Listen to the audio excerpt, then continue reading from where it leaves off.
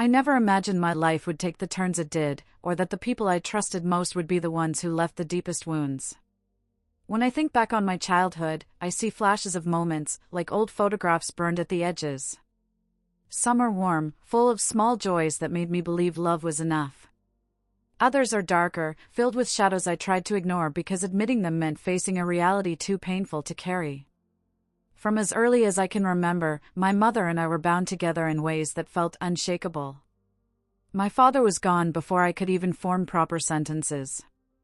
I don't know whether he left because he couldn't handle the weight of responsibility or because he simply didn't care. All I know is that he disappeared, and it was just me and her against the world. She used to tell me that we didn't need anyone else, that we were strong enough to handle whatever came our way. And I believed her, because I wanted to. Growing up, I clung to her words like lifelines. She worked hard, long hours at whatever job she could get. I remember falling asleep to the sound of her keys rattling as she came home late, her footsteps heavy from exhaustion. There were days when she looked right through me, too tired to notice the picture I had drawn or the little story I had written at school. But I excused it, telling myself that she loved me even if she didn't always show it. Love, I thought, was proven by survival, and we were surviving. Yet there were cracks in the foundation long before I realized it. My mother had a way of withholding affection as though it were a prize I had to earn. If I brought home a good grade, I might get a smile. If I cleaned up the living room without being asked, she might pat my shoulder. But if I made a mistake, spilled a drink, came home with a scraped knee, or simply forgot to put something back in its place, her silence could last for days. Silence that felt heavier than shouting, because it made me invisible. By the time I was a teenager, that silence had morphed into something sharper. The criticisms became harsher, her patience thinner. She'd look at me with an expression that said I was a burden she hadn't asked for. I tried harder, studying late into the night, avoiding trouble at school, keeping the house spotless, but nothing seemed to please her for long. I kept telling myself that if I worked harder, if I was better, she would finally see me as worthy of her love. Then came the day that would alter everything. It started like any other fight, small and insignificant. I had been out with a few friends, nothing wild, just a gathering after school. When I got home, my mother was already irritated.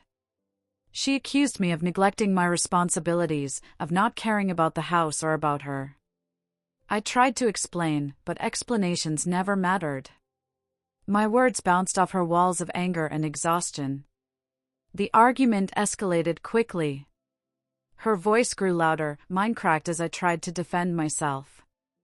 I remember the sharpness in her eyes, the way her body tensed as though my very existence was an offense. And then it happened. She struck me. The blow was harder than anything I had ever felt from her before. I stumbled back, shocked not just by the pain but by the finality of the act. Something between us had broken. But it didn't stop there. That night became a blur of shouting, accusations, and more blows that left me curled up, trying to shield myself. My body absorbed the storm, but it was my heart that took the deeper beating. When it finally ended, I was left bruised and aching, my trust shattered. The next morning, I could barely move. Every breath sent pain radiating through my ribs, every step was a reminder of the night before. I thought she might feel regret, that she would come into my room with tears in her eyes, apologizing. But she didn't. She carried on as if nothing had happened, her face cold and her words clipped. The pain grew worse, not better. Eventually, a friend noticed the way I winced when I sat down, the stiffness in my movements. They urged me to see a doctor, but I didn't know how to go without admitting the truth. Still, I couldn't ignore the swelling or the dizziness that came when I tried to stand too quickly. Finally, one evening, the pain became unbearable. My friend called for help, and before I knew it, I was in an ambulance, the siren wailing above me as I clutched at my side, terrified of what they might find. At the hospital, doctors swarmed around me, asking questions I couldn't bring myself to answer fully. They spoke of broken ribs, of internal bruising, of how lucky I was to be alive. I nodded numbly, my mind somewhere else entirely. Because the truth that haunted me more than the physical pain was the absence of the one person I wanted most to see walking through those hospital doors. I waited, hour after hour, staring at the entrance, hoping she would come. Surely she would hear that her child had been hospitalized. Surely she would care enough to show up. But she never did. Each day blurred into the next. Nurses came and went, checking my vitals, adjusting my medication. Friends visited when they could, their faces etched with concern. But the bed beside me remained empty, the chair in the corner untouched. Every time footsteps echoed in the hallway, my heart leapt, only to crash when it wasn't her. Lying there, I began to realize something I had been denying for years. My mother's love was conditional, and I had finally failed to meet the conditions. Money, grades, obedience, it had all been a fragile bargain. And now, with my body broken and my spirit cracked, I was no longer of use to her. That realization cut deeper than any bruise. The woman who had given me life had decided I wasn't worth showing up for. I thought of all the nights I had stayed awake, waiting for her to come home safe. I thought of the times I had hidden my own pain just to see her smile. And yet, when I needed her most, she chose absence. The doctors spoke of recovery, but how do you recover from a wound like that? The body can heal. Bones can mend, bruises fade. But the emptiness of abandonment lingers. It carves itself into your identity, whispering that you are unworthy of love, unworthy of care. Still, somewhere deep inside, a small ember of defiance flickered. Maybe it was the part of me that had survived every silence, every criticism, every blow. Maybe it was the voice of that child who once believed love was enough. But in that hospital bed, I made a silent promise to myself. If my mother couldn't show up for me, I would learn to show up for myself. It wasn't easy. The days were long, the nights longer. Pain kept me awake, but so did the questions that spun endlessly in my mind. Why wasn't I enough for her? What more could I have done? The answers never came, but slowly, I began to understand that maybe the problem wasn't me. Maybe it was never me. The nurses became my anchors in those first few weeks, though I didn't realize it at the time. They came in with soft voices and practiced hands, adjusting my fore or checking my bandages. Sometimes they stayed a little longer, asking if I wanted more water or if the light was too bright. Their kindness unsettled me at first. I wasn't used to people noticing the small details of my comfort. At home, comfort had always been something I provided for others, never something offered to me. One nurse in particular, Maria, seemed to see right through me. She had this way of looking at me that made me feel both exposed and safe at the same time. She never asked directly about what had happened, but she left the door open for me to speak if I wanted. Sometimes she'd just sit in the chair by my bed during her break, scrolling on her phone while I stared at the ceiling, the silence between us strangely healing. When she brought me meals, she'd smile and say, "Eat at least a little, okay? Your body needs strength." I would nod, sometimes forcing down a few bites just because her voice carried a tone of genuine care I hadn't felt in years. It reminded me that maybe I wasn't invisible after all. But when visiting hours came, the ache inside me returned.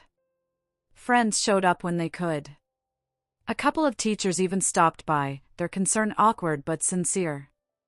And yet, every time the door opened, my eyes flickered up with hope that quickly died when it wasn't her. The chair in the corner remained empty, day after day. I thought about calling her. My phone was on the small bedside table, charging. I'd pick it up, scroll through my contacts, land on her name. My thumb would hover over the call button, but I never pressed it. Pride? Fear? Maybe both. I told myself that if she cared, she would come without needing an invitation. And if she didn't, then I had to face the truth that had been circling in my mind since the night of the beating. I could no longer count on her. Recovery was slow. The doctors told me broken ribs take time, and they weren't lying. Every breath was a reminder of that night.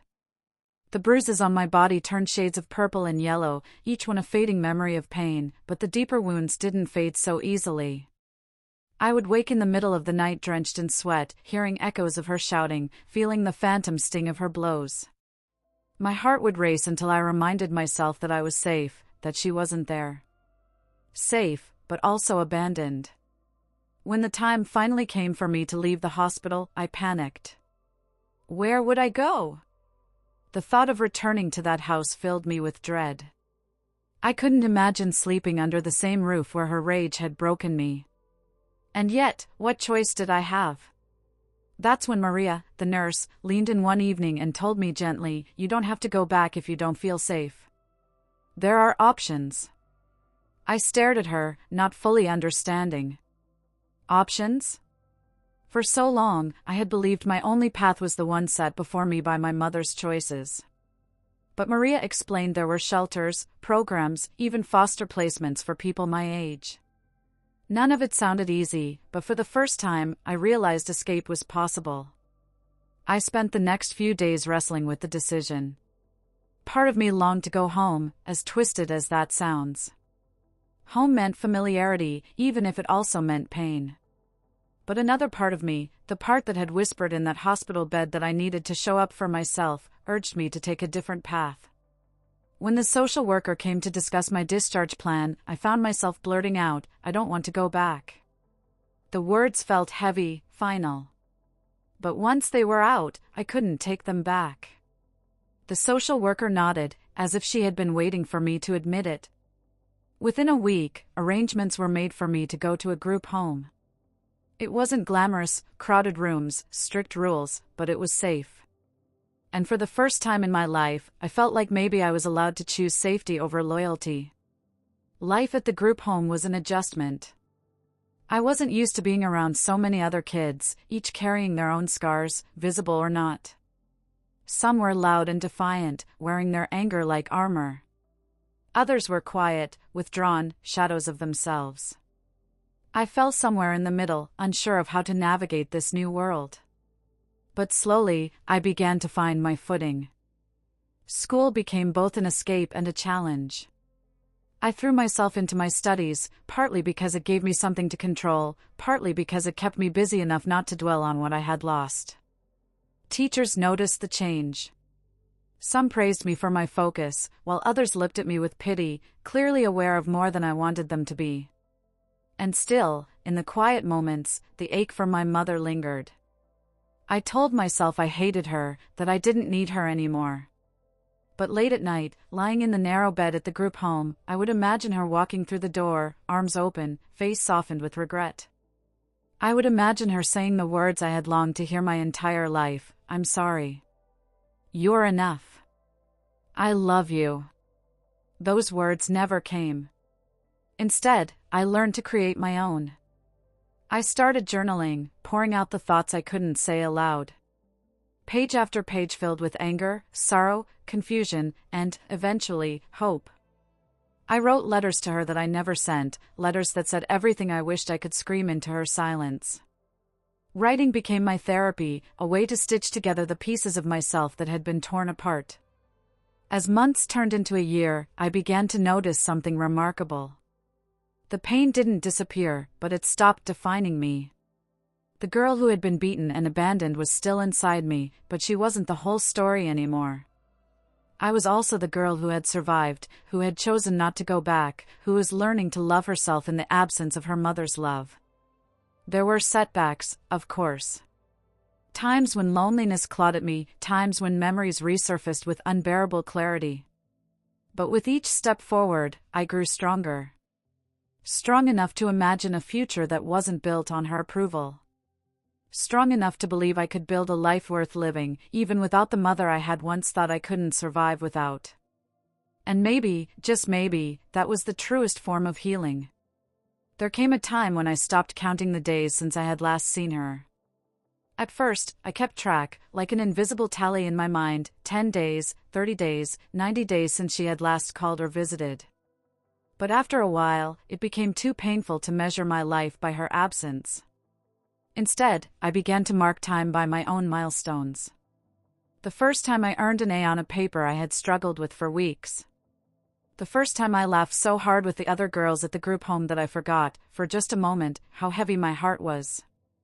The first time I looked in the mirror and didn't immediately see a broken version of myself staring back. But she was still there, in the back of my mind, haunting me in ways I didn't always admit. Every time I saw a mother hugging her child at school events, my chest tightened. Every time someone asked about my family, I stumbled, unsure of what to say. The truth, that my mother had chosen not to visit me in the hospital after I was beaten, felt too raw, too ugly to share. So I lied. I said we didn't talk much, or that she was busy, or that she lived far away. Anything was easier than confessing that she had abandoned me when I needed her most. The years stretched on, and with them came a slow rebuilding of myself. I learned skills I never thought I would need so soon: how to cook for myself, how to budget the small allowance from the group home, how to advocate for my own needs when no one else would. Those lessons were born out of necessity, but in time they became a source of pride.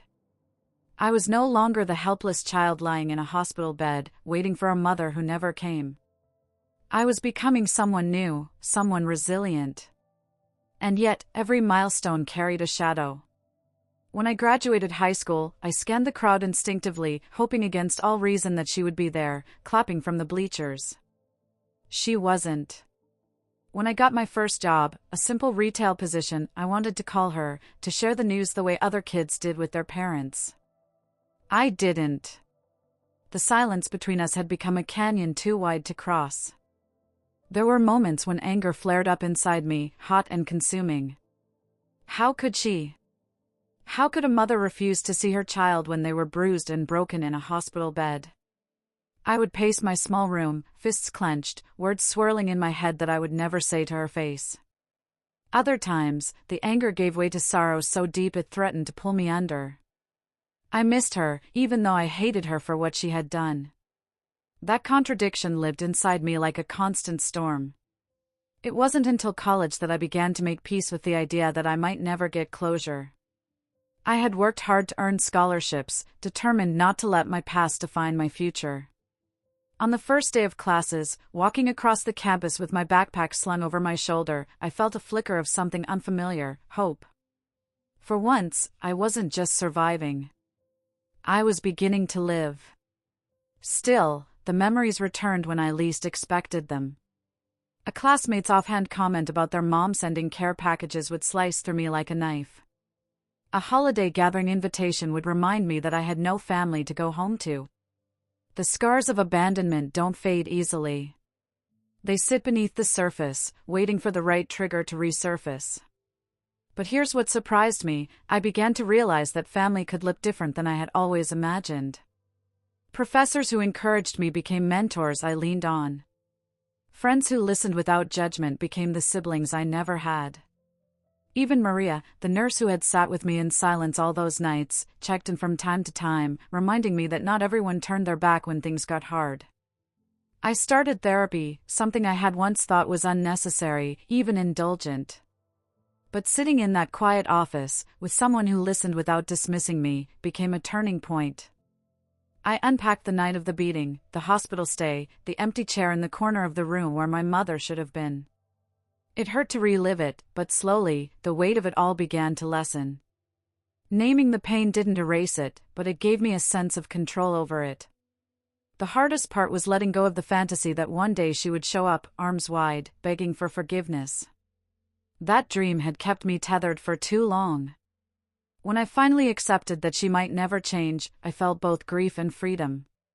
Grief for the relationship I would never have, freedom to build my life without waiting for her to catch up. And so, I began to write a new story for myself. A story where I wasn't just the child left behind, but the adult who chose to move forward. A story where the hospital bed was not the end of me, but the beginning of a new chapter. Looking back now, I see that night differently. Yes, it broke me.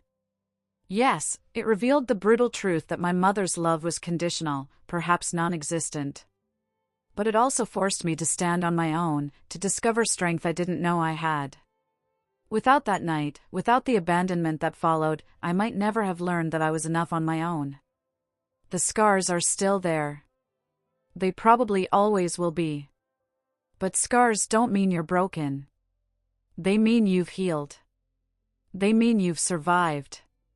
And in a strange, painful way, they remind me of the girl who once lay in a hospital bed, waiting for a mother who never came, and the woman who rose from that bed determined to become her own source of love.